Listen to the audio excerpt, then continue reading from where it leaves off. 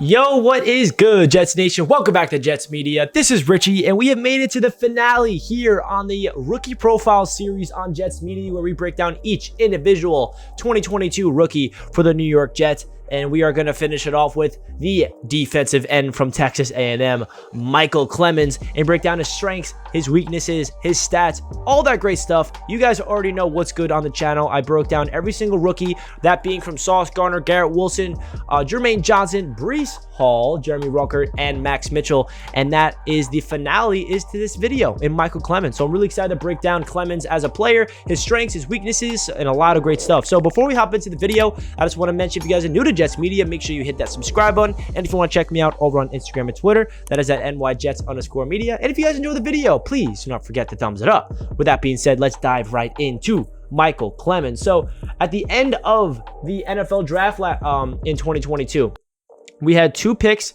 at the start of the fourth round on day number 3. The first pick was Max Mitchell. The next pick is Michael Clemons. So Joe Douglas rounded out the draft class with two players in the trenches on both sides of the ball. Michael Clemons is a player that has already become a fan favorite, not only with the Jets, but around the league. His press conference was funny. He's a goofy personality. He's serious. He's very intimidating. He's a guy that I feel like just screams a Robert Saleh type of pick, where if there's one guy that Joe Douglas allowed Robert Saleh to make the pick himself, this is it, because he has everything you want in a Robert Saleh defensive end, in the way he plays with violence, his mindset. He goes to a dark place when he puts his helmet on, according to Robert Saleh. So I think this is going to be a player that a lot of Jets fans are going to be excited to watch him be part of the rotation on the defensive line. And I think he's going to have an immediate impact as a rookie. So let's get right into his strengths. The first strength is violence. This is the main word that came up when I was watching his film at Texas A&M. He just plays with a different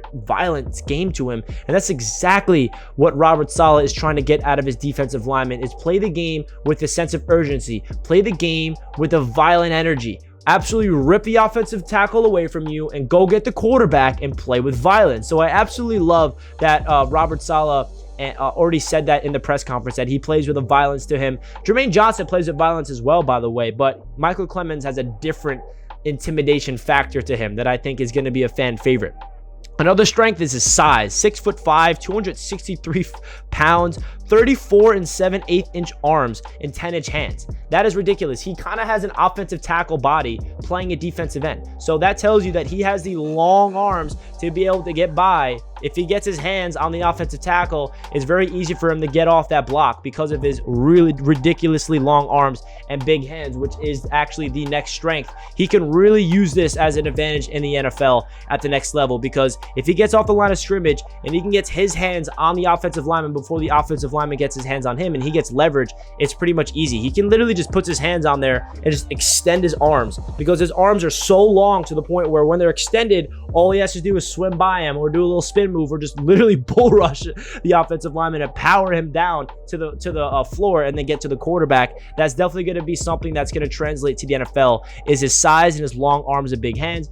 Another strength is his power pass rushing ability. I just said he can bull rush people. He literally doesn't have to have a lot of technique and finesse to his game, because he has that much strength and that much violent mindset, where he gets off the line of scrimmage and literally puts his head down and bull rushes the offensive lineman, to the point where the offensive lineman, if he does not have his feet set, will get absolutely blown up. And I definitely expect Michael Clemons to have some flashes of those. It's not going to work every single time. Don't worry, we're going to get into the weaknesses, but there will be some flashes where he completely bull rushes an offensive lineman, and we're like, oh my gosh, Michael Clemons is an absolute beast. And then the last strength I have is good speed and agility in space for his size. So if there's a run play to, say he's lining up as a left defensive end, it's a run play towards his side, He has the ability to be the mobility and the athleticism, the speed to close on those plays. He takes good angles. He has a good pursuit of these guys. He's not just a pass rusher. He does flash in the run game as well, which is something you want from a defensive end, especially in the system with Robert Saleh. Now let's get into some of his weaknesses. The first one is his off the field concerns. I don't think this is going to be a big issue, but it's definitely something I had to bring up because when we did draft him, there was a lot of things about it. Is it a red flag? The one thing I'm confident about this not being an issue is Joe Douglas and the front office talk to him, and he feels like that they feel like he's a changed man, and something like that will not happen again.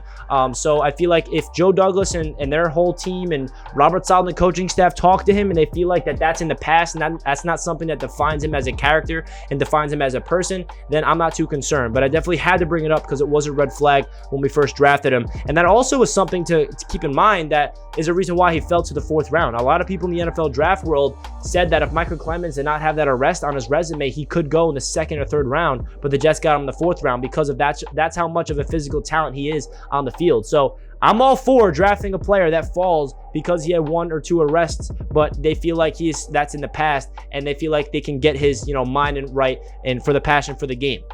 And some other weakness I have is his lack of bend. He doesn't really have that traditional edge rusher ability where he can get by his guy around the edge and just absolutely bend it beautifully to the point where it's a straight line to the quarterback. He doesn't really have that ability. He's more of a power rusher. And that's the next weakness I have, is he relies too much on his power. Sometimes when you're an offensive tackle and you know what's coming, you know that this guy is just going to try to bull rush you, all you have to do is anchor your feet and set yourself up, and you're not going to get bull rushed. So when it comes to him relying on his power ability, he needs to get a little more finesse in his game if really wants to become an elite defensive end at the next level. And the other thing I want to bring up as a weakness is he struggled against really good offensive tackles at the college level. So now this is obviously something where he's going to be going up against pretty good offensive tackles in the NFL. So you can't expect him to just dominate against every single player. He's going to struggle against the good offensive tackles, but it's definitely something I had to bring up because when you look at his stats, all the numbers he has is pretty much against scrubs, where he's going up against offensive tackles that are not even considered to be NFL prospects, and he's eating against them. So it is a good sign that he is eating against the players that are not good, but when he does go up against quality offensive tackles, he does seem to disappear. He does seem to not really play up to the standards you're expecting from him. So I feel like the Jets coaching staff, it's up to them to make sure that when he does go up against the top-notch offensive lineman in the NFL, he knows what to expect. He knows what to do in order to refine his game to get to the quarterback and be able to stop the run. Now, getting into some of his stats at Texas A&M, in 2020, he played 5 games, had 7 solo tackles, 14 total tackles, 4.5 tackles for loss, and 4 sacks. Didn't really play a lot in 2020. And then 2021, he had 10 games, had 23 solo tackles, 32 total tackles, and 11 tackles for loss, which is a great number, and then 7 sacks. So his career at Texas A&M, 52 solo tackles, 43 total, 20.5 tackles for loss, and 12.5 sacks for his career in college. So I think these are solid numbers. He definitely does not have numbers where they're like popping off the screen. It's kind of more like we're drafting him for the upside that he has. He's also like 24 years old, so he's an older guy that the New York Jets drafted, expecting him to be a guy to be able to be mature and grown into his body, where it's not like you have to worry about him developing physically. He's all there physically. Like, for example, like Max Mitchell, in my rookie profile I made on him, he needs to develop into his body. Michael Clemons, his body's pretty much developed. Like, he's all there physically.